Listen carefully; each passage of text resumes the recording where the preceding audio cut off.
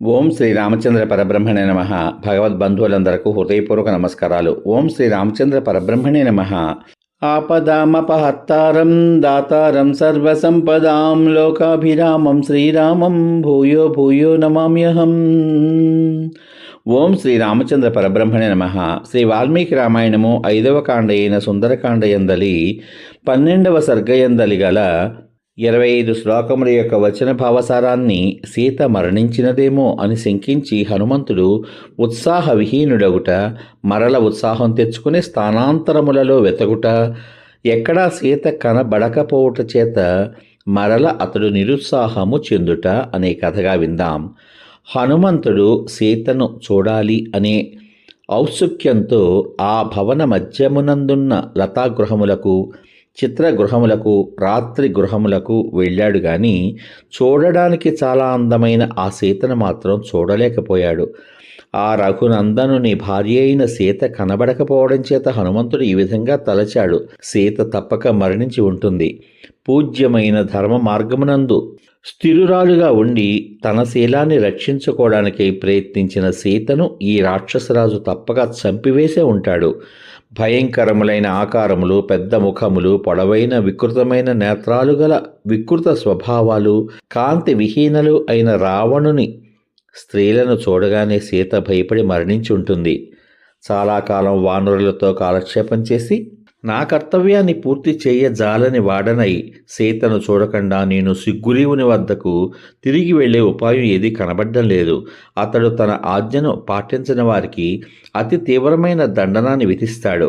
అతడు మహాబలవంతుడు కూడా. అంతఃపురమునంతా కూడా చూశాను. రావణుని భార్యల్ని అందరినీ చూశాను. సీత మాత్రం కనబడలేదు. నా శ్రమ అంతా వృధా అయిపోయింది కదా. ఉత్తర తీరమునందు నా కోసమే ఎదురు చూస్తున్న వానరులందరూ తిరిగి వెళ్ళిన నన్ను చూసి ఏమంటారో కదా, ఓ వీరుడా, లంకకు వెళ్ళి నువ్వు అక్కడ ఏం చేసొచ్చావు చెప్పు అని అడుగుతారు. జనకాత్మజను చూడజాలని నేను వారి ప్రశ్నలకు ఏమి సమాధానం చెప్పగలను? నేను తిరిగి వెళ్ళడంలో ఆలస్యం చేస్తే వారు తప్పకుండా ప్రాయోపవేశం చేస్తారు. నేను సముద్రం ఆవలి ఒడ్డున చేరగానే వృద్ధుడైన జాంబవంతుడు, అంగదుడు, వానరులు అందరూ కలిసి ఏమంటారో. అనిర్వేదము అంటే దిగులు చెందకుండుట అభివృద్ధికి మూలం.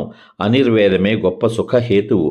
ఎల్లప్పుడూ అనిర్వేదమే మానవుని సర్వకార్యాలయందు ప్రవర్తింపచేస్తూ ఉంటుంది కదా.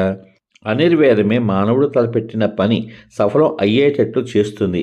అందుచేత నేను నిర్వేదం చెందక ఉత్తమమైన ప్రయత్నం చేస్తాను. ఇంతవరకు చూడని రావణుడు పాలిస్తున్న ప్రదేశాలన్నీ మరల వెతుకుతాను. నేను ఇంతవరకు పానశాలలు, పుష్పగృహాలు, చిత్రశాలలు, క్రీడాగృహములు, ఉద్యాన మధ్య వీధులు, విమానములు అంటే భవనాలు పూర్తిగా వెతికాను. హనుమంతుడు ఈ విధంగా ఆలోచించి భూగృహములను, చైత్య గృహములను, ప్రధాన గృహములకు దూరంగా నిర్మించిన చిన్న చిన్న గృహములను మాటిమాటికి వెతకడానికి ప్రారంభించాడు. మాటిమాటికి పైకి ఎగురుతూ, కిందికి దుముకుతూ, ద్వారాలు తెరుస్తూ, తలుపులు త్రోస్తూ, లోపలికి ప్రవేశిస్తూ, బయటికి వస్తూ, దిగుతూ, ఎక్కుతూ ఆ ప్రదేశాలన్నింటిలోనూ కూడా సంచరించాడు. హనుమంతుడు రావణాంతఃపురంలో 4 అంగుళముల ప్రదేశం కూడా మిగలకుండా వెతికాడు. ప్రాకారాలలో ఉన్న వీధులు, చైత్యములకు ఆనుకుని ఉన్న వేదికలు, దిగుడు బావులు, పద్మ సరస్సులు వీటన్నిటినీ కూడా చూశాడు. అనేక విధములైన ఆకారములతో, వికృతములైన రూపాలతో, వికృతములైన అవయవములతో ఉన్న రాక్షస స్త్రీలు హనుమంతునకు అక్కడ కనబడ్డారు. కానీ సీత మాత్రం కనబడలేదు. సౌందర్య విషయమునందు లోకంలో సాటి లేని విద్యాధర స్త్రీలు అక్కడ హనుమంతునకు కనబడ్డారు. కానీ సీత మాత్రం కనబడలేదు. అందమైన పిరుదులు, పూర్ణ చంద్రుని వంటి ముఖములు గల నాగకన్యలు అక్కడ హనుమంతునకు కనబడ్డారు. కానీ అందమైన నడుము గల సీత మాత్రం కనబడలేదు.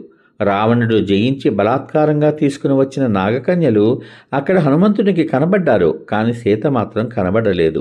మహాబాహువు, ధీమంతుడు, వాయుపుత్రుడు అయిన హనుమంతుడు అక్కడ ఎందరో ఇతర స్త్రీలు కనబడ్డా కూడా సీత మాత్రం కనబడకపోవడం చేత చాలా నిరుత్సాహవంతుడయ్యాడు. వానరులు చేసిన ప్రయత్నం, తాను చేసిన సముద్రాంగనము కూడా వ్యర్థమైపోయాయి కదా అని తలుస్తూ ఆ వాయునందనుడు మరల దుఃఖితుడయ్యాడు. వాయుపుత్రుడైన హనుమంతుడు ఆ పుష్పక విమానం నుంచి కిందికి దిగి దుఃఖం చేత కలత చెందిన మనసుతో ఏం చెయ్యాలా అని ఆలోచనలో పడ్డాడు. సమాప్తం. ఇంతవరకు మీరు శ్రీ వాల్మీకి రామాయణము 5వ కాండ అయిన సుందరకాండ ఎందలి 12వ సర్గ ఎందలి గల 25 శ్లోకముల యొక్క వచన భావసారాన్ని సీత మరణించిందేమో అని శంకించి హనుమంతుడు ఉత్సాహ విహీనుడవుట, మరల ఉత్సాహం తెచ్చుకొని స్థానాంతరములలో వెతగుట, ఎక్కడా సీత కనబడకపోవడం చేత మరల అతడు నిరుత్సాహం చెందుట అనే కథగా విన్నారు.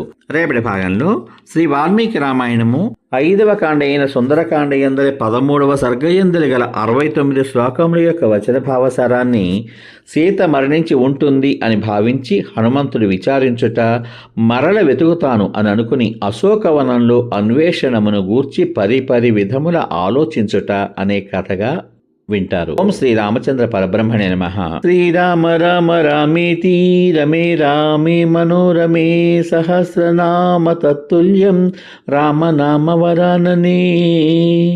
ఓం శ్రీ రామచంద్ర పరబ్రహ్మణే నమః.